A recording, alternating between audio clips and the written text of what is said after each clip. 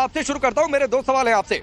पहला तो ये कि राम मंदिर आना, राम मंदिर की बात करना क्या कम्युनल पॉलिटिक्स होती है? दूसरा सवाल ये कि अगर ध्वजारोहण में पीएम मोदी आ रहे हैं तो ये बीजेपी का प्रचार कैसे?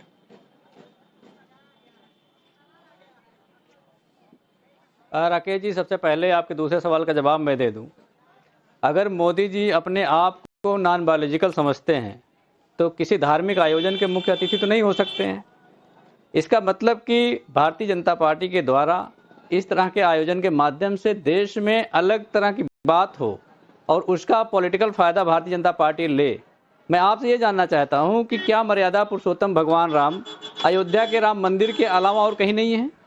तो आपने चौपाई से अपने प्रोग्राम की शुरुआत करी थी। एक चौपाई मैं भी बोलना चाहता हूँ कि कस्तूरी कुंडल बसे मृग डूडे बनमाए, ऐसे घट घट राम हैं दुनिया देखे नाई। तो अगर मोदी जी के मन में कोई मैल है तो उस मैल को हम लोग कैसे निकालें? समाजवादी पार्टी के लोग कैसे निकालें? उस मैल को धुलने की जरूरत है मोदी जी के। जिस काम को शंकराचार्य को करना चाहिए था, शंकराचार्य के आस्था को छीन कर मोदी जी अपने आप को मुख्य अतिथि घोषित कर लिए। ये तो धर्म का सबसे बड़ा अपमान है।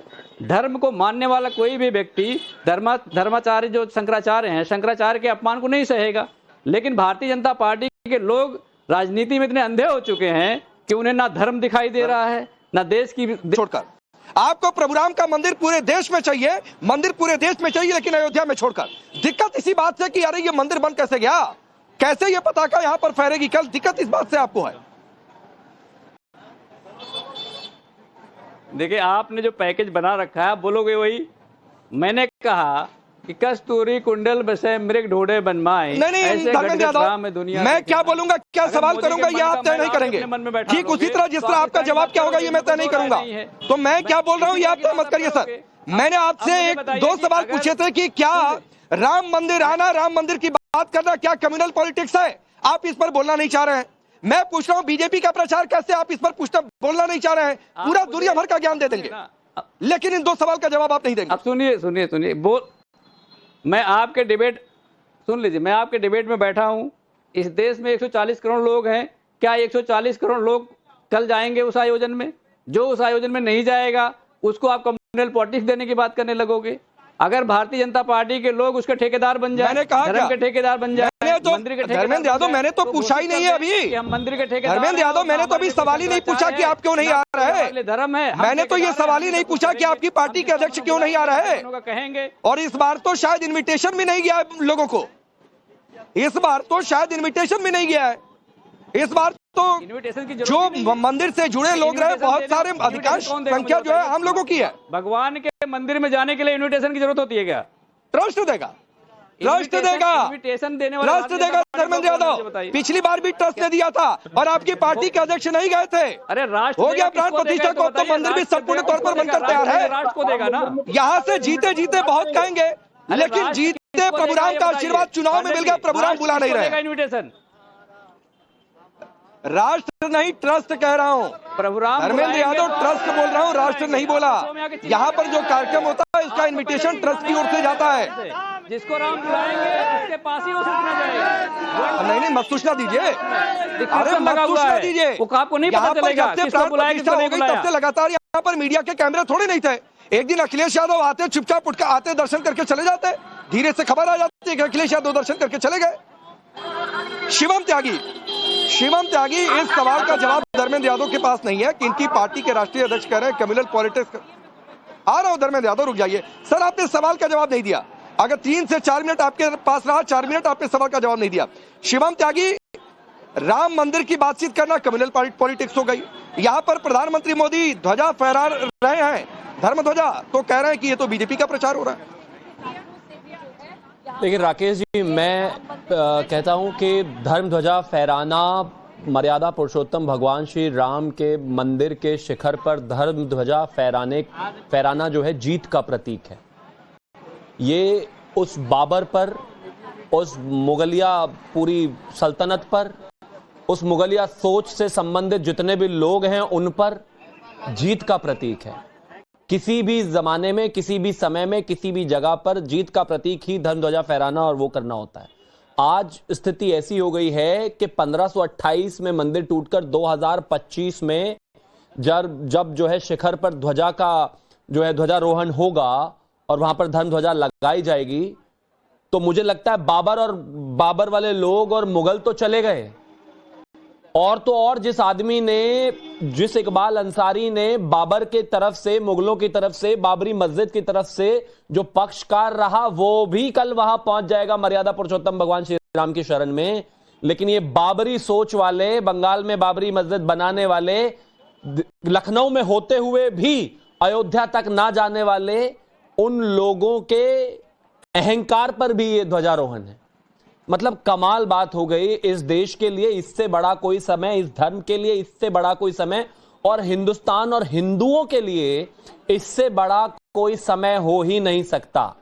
अगर आज भी इसमें समाजवादी वालों को, बाबरियों को राजनीति दिखाई दे रही है और इसमें धर्म की राजनीति दिखाई दे रही है और ज्ञान दिखाई दे रहा है, तो भगवान इनका भला करे। मैं तो सिर्फ एक ही चीज कहना चाहता हूं कि कुल मिलाकर स्थिति यह है कि जिन लोगों ने सोना लूटा, मंदिर तोड़े और उनकी पीढ़ियां खत्म हो गई, वो नेस्तनाबूद हो गए, जीरो हो गए, आज उन्हीं के सामने मर्यादा पुरुषोत्तम भगवान श्री राम के मंदिरों में हजारों करोड़ का सोना और पूरी दुनिया का आकर्षण और सारी दुनिया की आस्था वहीं पर है। दूसरी तरफ उस मंदिर के बराबर में कुछ 100 किलोमीटर में बाबर के इतने पक्के भक्त हैं कि मंदिर बन गया, पिछली 22 तारीख को वहीं पर है।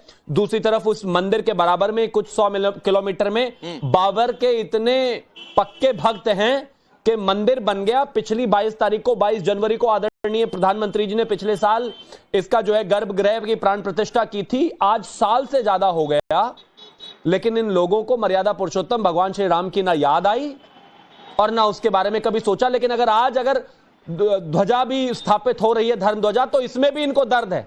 भाई इस ध्वजा से तो सिर्फ और सिर्फ राक्षसों को ही दुख हो सकता है। क्यों विनोद जी, किसी और को भी दुख होने की संभावना है क्या इसके अलावा? बताइए आप। बोलिए धर्मेंद्र जी, बोलिए, कहां है दुख हो रहा है भाई? दर्द आप लोगों का जाता ही नहीं है राम मंदिर वाला। राकेश जी, शंकराचार्यों को दर्द हो रहा है क्योंकि उनके अधिकारों और उनके आस्था को लूटा जा रहा है और उनको भारतीय जनता पार्टी के प्रवक्ता राक्षस कह रहे हैं। किसको शंकराचार्य कहते हो भाई? तो रावण को भी नहीं था। अरे और रावण को जो समूल नाश हुआ था, वही भारतीय जनता पार्टी का समूल नाश होगा। मैं बता दे रहा हूँ आपको, तो धर्म के ठेकेदार, धर्म के जो रक्षक हैं वो शंकराचार्य हैं। अगर शंकराचार्य ध्वजारोहण नहीं करेंगे तो कौन करेगा? नरेंद्र मोदी करेंगे। इसका मतलब शंकराचार्यों के दर्द को भारतीय जनता पार्टी नहीं समझ रही है और शंकराचार्यों के दर्द को समझने की बात करने के बजाय धर्म के रास्ते से इतना दूर हो जाओगे तो राक्षस हैं, आपको नाम बदलना पड़ेगा यार। इस तरह की बात भारतीय जनता पार्टी के लोग अगर कर रहे हैं, इसका मतलब वो धर्म को मानते नहीं, नाम बदलना पड़ेगा। आप धर्म ध्वजा के विरुद्ध काम कर रहे हैं। होता तो वो इस तरह की बात नहीं करते कि अगर शंकराचार्यों के अधिकारों को छीनकर उन्हें राक्षस की परिभाषा नहीं देते। मुझे लगता है इससे ज्यादा निंदनीय काम, निंदनीय बात कोई हो नहीं सकती है। और धर्म हजारों वर्ष पहले से था, उसकी पताका हजारों वर्ष पहले से फहर रही थी, हजारों वर्ष बाद तक फहरती रहेगी। नरेंद्र मोदी के आने से ना ही फहरी है ना ही फहरेगी। ये विडंबना भारतीय जनता पार्टी की है, ये सोच भारतीय जनता पार्टी की मुगलिया। अरे भाई धर्मेंद्र यादव, धर्म ध्वजा, धर्म की पताका की बात नहीं है। मंदिर बन गया और अगर आपको थोड़ा सा भी सनातन धर्म का ज्ञान होगा तो मंदिर बनने की प्रक्रिया की शुरुआत शिलान्यास से होती है, फिर प्राण प्रतिष्ठा होती है, मंदिर का भवन पूरा बन जाता है तो उसके ऊपर धर्म ध्वजा पताका फहर जाती है कि हाँ ये कार्य संपूर्ण हो गया। अगर आपको इतने सामान्य प्रतीक नहीं समझ में आते हैं तो सर ये मेरी दिक्कत नहीं हो सकती है धर्मेंद्र यादव। अरे इनको कैसे समझ आएगी? क्या बात? ये फिर आपके ज्ञान पर सवाल उठेगा। इनको कैसे समझ में आएगी? अरे जिस युग में मर्यादा पुरुषोत्तम राम थे, उस युग में रावण भी था। धर्म के शंकराचार्य का क्या? इस युग में श्री राम मंदिर है तो बाबरी के समर्थक भी हैं। ये तो बाबरी के समर्थक हैं भाई। बाद में दीजिए। कैसे पसंद कर सकते हैं? इनको तो दर्द हो रहा होगा। बीजेपी की ठेकेदारी के बाद दर्द हो रहा होगा इनको तो आज। शंकराचार्यों का क्या महत्व है? अखिलेश यादव कब से शंकराचार्य हो गए? मैं अखिलेश यादव को कह रहा हूँ, शंकराचार्य जी को बताइए बीच में। मैं अखिलेश यादव को कह रहा हूँ, मैं कुछ नहीं नाम बता दे रहा हूँ।